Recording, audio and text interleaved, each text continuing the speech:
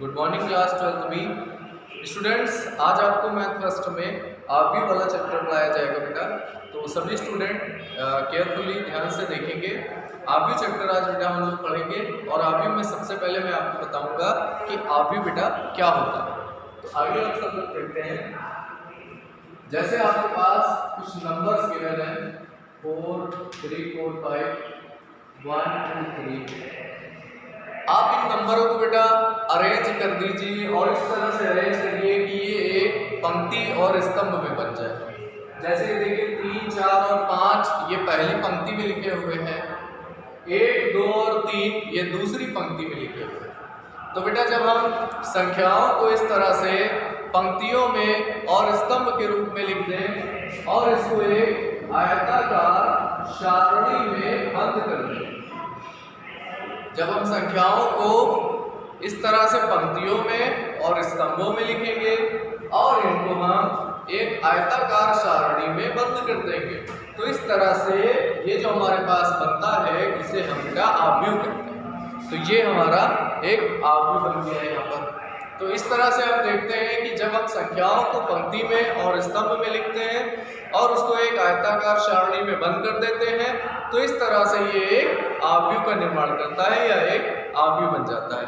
तो हम लोग देखते हैं कि आपकी किताब में आव्यूह की जो परिभाषा बताई गई है, एक्चुअल में आव्यूह क्या होता है और आव्यूह की क्या परिभाषा होगी। तो आइए हम सभी लोग देखते हैं बच्चों। देखिए स्टूडेंट, mn संख्याओं को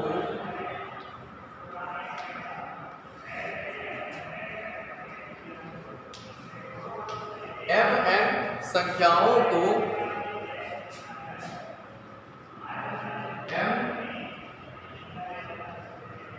पंक्तियों तथा n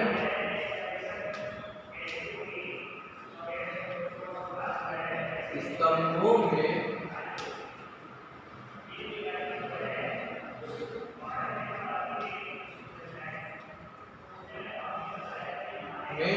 व्यवस्थित करने पर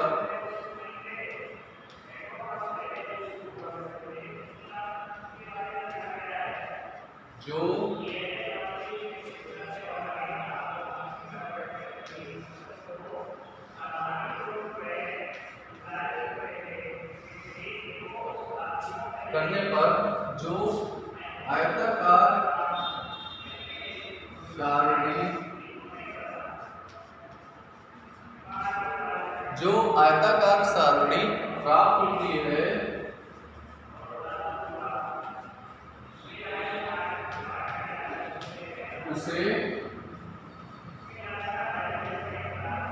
उसे क्या कहते हैं बेटा?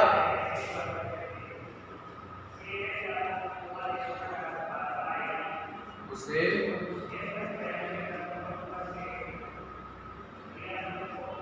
आव्यूह कहते हैं। देखिए जो आपकी बुक है उसके अनुसार आपकी जो आव्यूह की परिभाषा है वो इस तरह से कुछ होगी। जब mn संख्याओं को m पंक्तियों और n स्तंभों में व्यवस्थित करा जाता है, तो इस तरह से जो सारणी बनती है, जो आयताकार सारणी बनती है, उसे आव्यूह कहा जाता है। अब आप देखिए कि ये किस तरह से होता है। जैसे हम इसका एक उदाहरण देखें,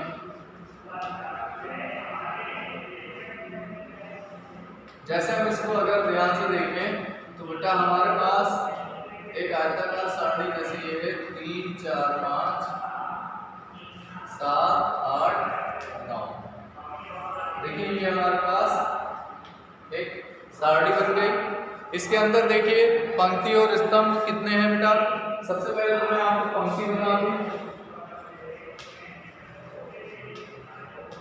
पंक्ति का मतलब होता है बेटा जो इस तरह से लाइनें बनाई जाती हैं, ये पंक्ति होती है। और स्तंभ का मतलब होता है जो लाइनें इस तरह से होती हैं, इन्हें स्तंभ कहा जाता है। तो पंक्ति और स्तंभ इस तरीके से इस तरह से बनती है बेटा। तो आप इसमें देखिए कि इसमें कितनी पंक्ति है, 3 4 5 ये पूरा एक पंक्ति है, 7 8 और 9 ये मिलाकर एक पंक्ति है। तो इसमें पंक्तियां हो गई 2 और इसमें स्तंभ कितने हैं, एक स्तंभ, दूसरा स्तंभ और तीसरा स्तंभ, यानी इसमें हो गए हैं कुल 3 स्तंभ। तो बेटा यहाँ पर जो किताब में जो डेफिनेशन लिखी है उसमें m पंक्ति और n स्तंभ की बात की गई है, लेकिन जब आप प्रश्न करेंगे तो m या n का मतलब होता है 2 पंक्ति या 2 स्तंभ, 3 पंक्ति या 3 स्तंभ, तो इस तरह से। और बेटा यहाँ mn संख्याएं हैं, mn का मतलब होता है कुल संख्याएं। जैसे यहाँ देखो पंक्तियों की संख्या है 2, स्तंभ की संख्या है 3, तो 2 × 3 6 संख्याएं हो गई टोटल। तो देखिए यहाँ पर 6 संख्याएं भी आपको दी गई है। तो परिभाषा ये कहती है कि mn संख्याओं को यानी 6 संख्याओं को जब हम पंक्तियों में लिखते हैं और स्तंभों में लिखते हैं तो इस तरह से जो सारणी बनती है उसे हम कहते हैं आव्यूह। तो देखिए ये एक आव्यूह का उदाहरण होगा बेटा। अब आती है बारी कि आव्यूह के अवयव कौन से होते हैं। तो आइए देखते हैं आव्यूह के अवयव किसे कहते हैं। देखिए बेटा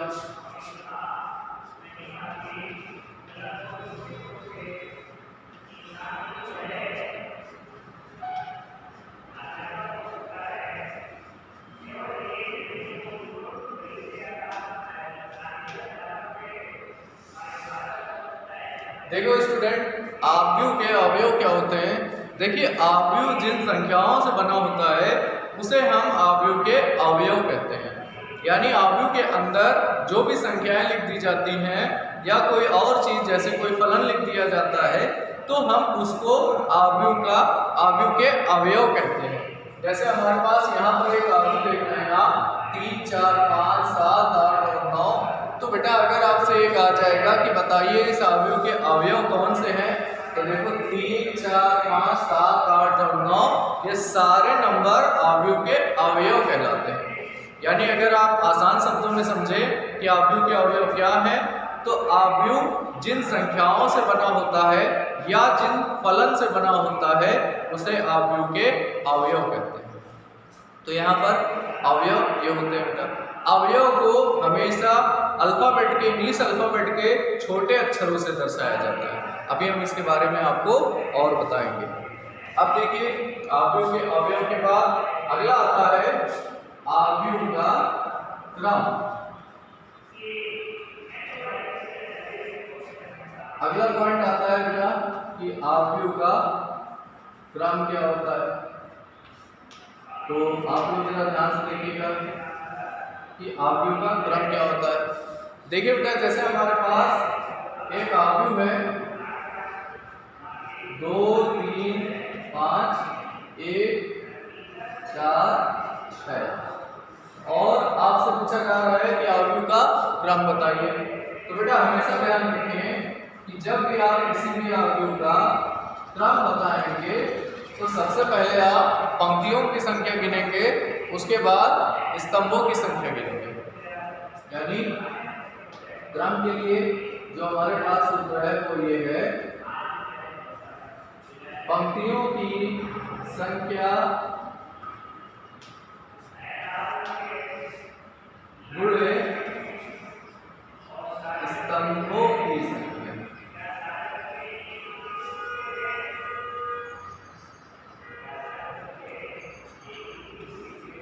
पंक्तियों की संख्या और गुणे में स्तंभों की संख्या, इसे हम आव्यूह का क्रम कहते हैं। अब जैसे हमारे पास यहाँ पर ये एक आव्यूह दिया है, आपको इसका क्रम बताना होगा। तो देखिए क्रम क्या होगा।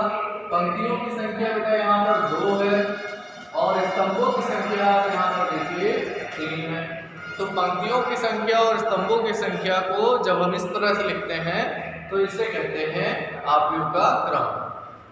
यानी अगर ये आव्यूह हम इसको मान लेंगे है तो इसका जो क्रम होगा या ये आव्यूह जो दिया है इसका क्रम होगा 2 × 3 2 × 3।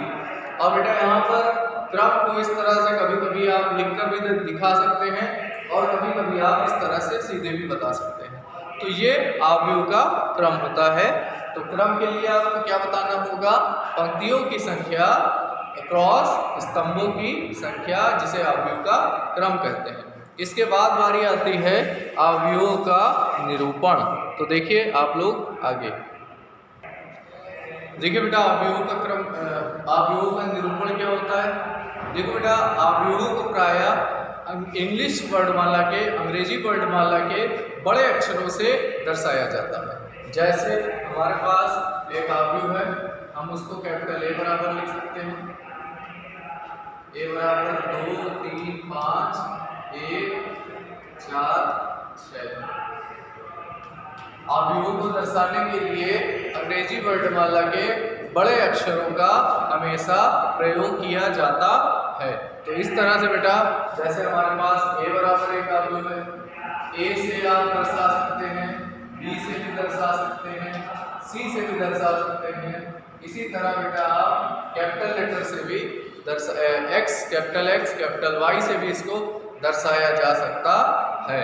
तो बेटा यहाँ पर आपको बस इतना ध्यान रखना होगा कि अवयव को दर्शाने के लिए, अवयव को निरूपित करने के लिए इंग्लिश वर्णमाला के बड़े अक्षरों का प्रयोग किया जाता है। इसके बाद अब आते हैं अवयवों का निरूपण। अब बेटा देखिए अवयवों का निरूपण। अब आपको ये बताना है कि अवयव के अवयवों को किससे दर्शाया जाता है। देखिए बेटा जैसे हमारे पास एक अवयव दिया गया है 1 2 3 4 5 6 7 8 और 9। जैसे हमारे पास देखिए ये अवयव दिया गया है। अब आप इसके अवयवों को लिखना चाहते हैं, तो देखिए इसके अवयवों को आप कैसे दर्शाएंगे। देखो बेटा ये जो सबसे पहला अवयव होगा, अगर आप इसको ध्यान से देखते हैं तो ये कौन सी पंक्ति में आता है। देखिए ध्यान से, ये बेटा ये लाइन जो है ये कौन सी पंक्ति है, ये पहली पंक्ति है स्टूडेंट। ये दूसरी वाली लाइन ये दूसरी पंक्ति है, और ये तीसरी वाली लाइन जो बनाई गई है ये यहाँ पर तीसरी पंक्ति है। तो इसी तरह से इसके अंदर 3 स्तंभ भी हैं। अब आप जरा ध्यान से देखिए, ये जो 1 2 3 है ये पहली पंक्ति में है और पहले स्तंभ में है। तो इसलिए इस 1 को अगर हम दर्शाना चाहते हैं तो 1 के लिए A11 का इस्तेमाल करेंगे। अवयवों को बेटा छोटे अक्षरों से दर्शाते हैं, इंग्लिश के छोटे अक्षरों से। और यहाँ पर ये जो 2 नंबर लिखे होते हैं, इसमें पहला नंबर पंक्ति को बताता है और दूसरा नंबर स्तंभ को बताता है। तो ये पहला 1 1 जो है, ये जो 1 है यहाँ ये पहले पंक्ति में है और पहले स्तंभ में। अब आते हैं 2 पर। तो ध्यान से देखिए बच्चों की ये 2 कहाँ पर है। इसको ध्यान से देखेंगे तो ये पहली पंक्ति में है मगर ये दूसरे स्तंभ में है। तो इसको दर्शाने का जो तरीका होगा, पहली पंक्ति दूसरा स्तंभ, यानी A12 से इसको आप दिखाएंगे। इसके बाद 3 के लिए आएगा A13, पहली पंक्ति तीसरा स्तंभ। इसी तरह से बेटा अब आते हैं 4 पर। इसको कैसे दर्शाएंगे आप, तो ध्यान से देखिए, ये दूसरी पंक्ति है, ये जो 4 5 6 है दूसरी पंक्ति है और पहला स्तंभ है। तो इसको आप A21, इसी तरह बच्चों A22, इसी तरह आप इसको A23, इसी तरह आप इसको A31, A32 और A33।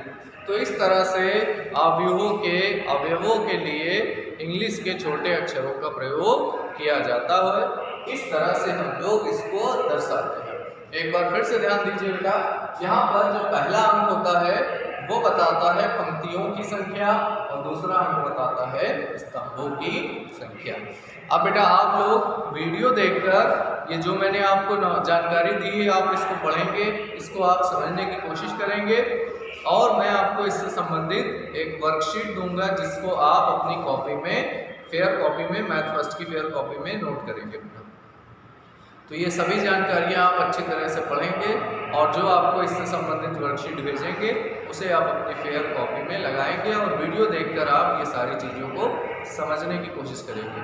अब बेटा इसके बाद आप लोग अगले वीडियो में आप लोग पढ़ेंगे टाइप ऑफ मैट्रिक्स। तो अभी आप लोग बेटा इसको समझिएगा वीडियो देखकर, और आपको जो हम वर्कशीट भेजते हैं उससे आप कॉपी में अपने मैथ फर्स्ट की अलग कॉपी बनाइएगा, उसमें आप काम करके भेजेंगे कल। ओके बच्चों, thank you all dear student.